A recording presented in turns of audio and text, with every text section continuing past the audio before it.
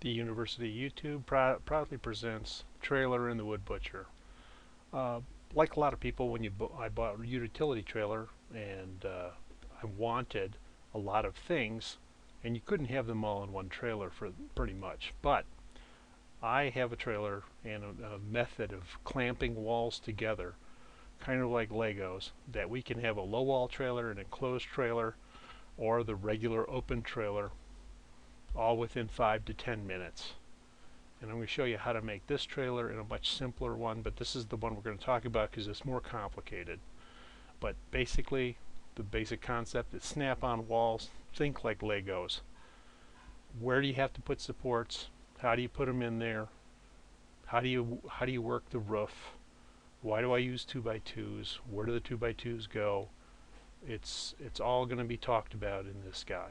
So if we start out with this guy, the beginning of this is a trailer that looks like this.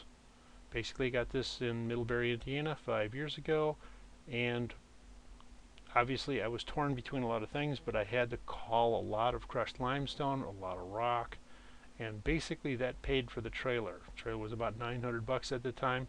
I like the big wheels, gives you a lot of reliability, so that's why I went with it. My brother welded a pipe on here that I could put this on and lock the front wheel on there. Yeah, the spares, never needed it obviously, but it's all good. So basically, if we want it with walls, there's the with one wall gone, this thing comes apart, and this is how these trailers hook on. Basically, this is a 4x4 here, this piece. It's cut to be 2 inches thick, and there's a 5.5 inch 2x4 that's a down runner. Obviously, when you're screwing into the 4x4, you screw through the plywood. In this particular case, this is 7/16. On the big box we're making, I used 1/2 inch OSB, and painting it is a real deal. It takes about a gallon of paint to go over the big thing we're making today. I put 4 wood screws in, and basically these clamps here, don't bother to put these on if you don't have them. This was the worst drilling nightmare in the world because this steel is very thick and unforgiving. Anyway, if you build this right, these things never move, and we're going to talk about why and how. But basically, each side needs 4 places to hook on. It hooks onto the rail and it hooks onto the bottom, and you lift this straight up about 3 or 4 inches, then you pull a little towards you and it comes out. You always take out the nose, the front wall section first, and because it goes between these and holds these side walls out. Works the same way on the big trailer we're making as it does on the little one. Oh, these little D-rings are nice. You can get them cheap at Harbor Freight. That's what I did. Anyway, let's go back to the construction. Here we go. We start with a blank trailer, and we're going to make this 4x8, this side wall. Our trailer's 8 foot long. That makes sense. 4 feet is a real convenient height. Otherwise, you're going to have to start patching things. Also, this makes it about 4 inches shorter than my minivan I'm going to be towing it with, which is also a consideration. I wanted something that was going to be able to lock, and I'll show you how I'm going to lock this. Okay, like I said, the walls are 2 inches thick, so we have to make 2-inch pieces. Here's 2 inches pieces, and you want a square. Trust me on this, and these clamps. You want those. You want 4 clamps. You want a square. If you've ever done anything with wood, you know that nothing in the world is square, no matter how square it looks. Always measure. Anyway, I would not do this without a chop saw. You're on your own if you use another saw, but your wood's going to be crooked. This cuts a nice square piece that'll go into that. It'll be 2 inches thick. It'll be perfect. It'll fit snugly, and that is the key to this.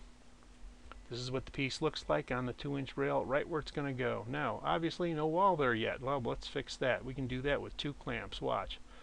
Clamp here, clamp there. That's standing all by itself. This is not a trick. It's just this easy. You want this all the way snug against the front wall, because the wall that we put in the forward section is going to go between the 2 sides and hold them out, holding them square. Then we're going to bolt through a 2x2 that we put in the front wall section into this side to hold it even more firmly together to keep it from flapping out at all. And so then we're also going to put 2x2s underneath the wall that's going, or the roof that's going on top, and then we're going to have a 2x2 on the wall piece that comes down. That top 2x2 is, you're going to get you're going to put a bolt through here on each section. We'll show you that as it goes. Here's our 5.5-inch down runners and how we're going to put them. You can see that you're going to need 4 of these clamps, by the way. You clamp this guy on there, you put wood screws into it, and then you're going to make these 5.5-inch down runners. You need a lot of them, obviously. You need 4 for each side, so that's 12. You got to be able to measure and put screws in. You put screws in always from the OSB side when you're going into this stuff, and always from the 2x4 side on this side. So anyway, clamp again and off you go. So this guy is almost set. We're going to put another one there. It doesn't have to go into these. These were a waste of time to do. Except it's kind of nice for this particular thing. You can wedge a piece in there and hold it firmly against there while you put screws into it.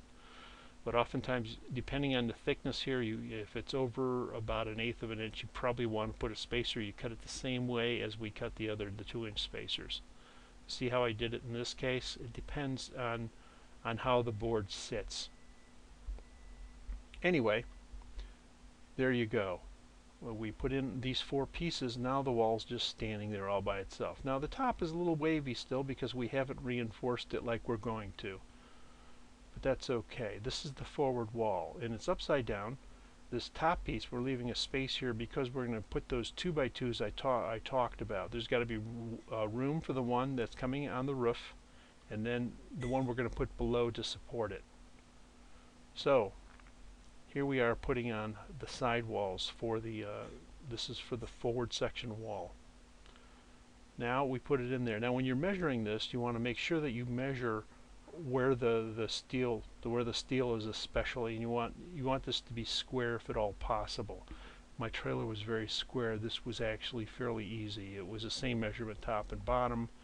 If you can force the top by pulling it in, I would force it and keep this piece square, and that's exactly what I did here. But every trailer is a little different, I'm sure. Anyway, these pieces are actually screwed into the forward piece before you put it in place, because obviously you can't get to it in all the places because of the rail and stuff. And you put a bolt in.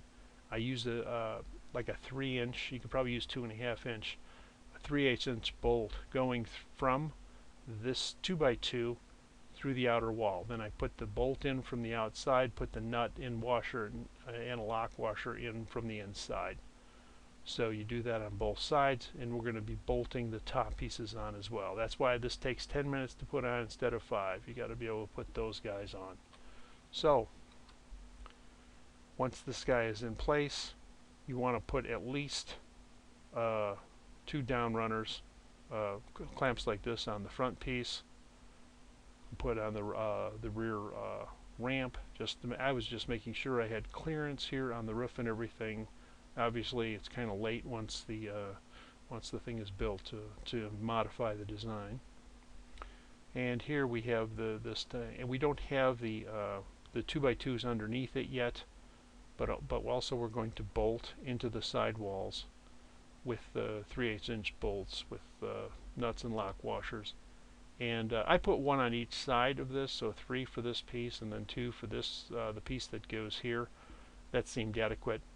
For the pieces that were spanning that weren't next to plywood, I put 2x4s instead of 2x2s because I thought they needed the extra span strength. I didn't put them on their side because I didn't want to go crazy and I didn't want to hit my head. But I thought that would be strong enough, especially in the back. I thought it was important because that was going to be bolting to my locking mechanism. And then for my locking mechanism in the middle here, I was going to run a little chain in a size that goes through this grate, and you put a a lock on it, just a padlock. So basically, if they can't pull that open, they can't. Obviously, a chainsaw, a circular saw, any number of things can open this up pretty quickly, but that's a lot of noise, and those tools would open a lot of things. Also, on this side, that's not pictured yet. I'm running a 2x2 from here to near the top. Obviously, we have the supports holding up the ceiling, and because you don't want just the half-inch plywood set on itself, so going down the highway at 70 miles an hour, passing semis, if you know what I mean. You need some extra stability and stuff, so basically there's a 2x2 running the length of the perimeter, except for the back that's going to be a 2x4, and obviously the middle is going to be a 2x4. But then along these walls right under it are 2x2s screwed into this wall that support that upper deck. So you have quite a bit of support. It's not going to be something you can stand on, but you could probably throw something up there, and lash it down if you really wanted to. So there we have it. This thing's ready to go, except for paint. This takes about a gallon of paint, and I recommend exterior glossy, but we'll see how that works out. Probably need 2 coats. Oh, and I guess Wood Butchers of the World unite. You can have 3 different trailers for the price of one. Obviously, this isn't as good as the $2,500 one that the nice people in Middlebury will sell you, but at the same time, you can have it whenever you really need it, and the rest of the time you can put it under a tarp behind the shed and it'll be fine. Have a good one.